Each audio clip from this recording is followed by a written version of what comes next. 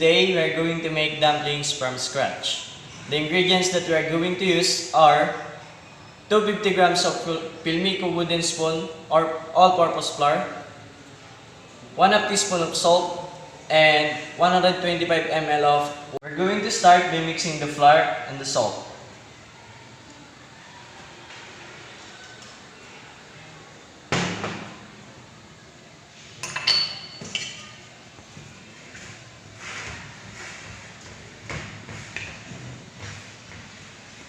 And gradually add the water.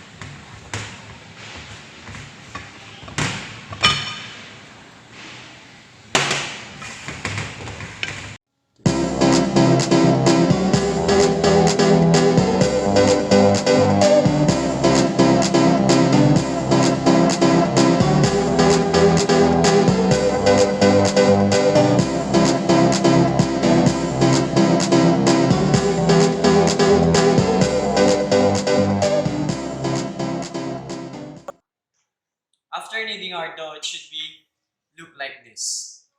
And let the dough rest for an hour covered with plastic.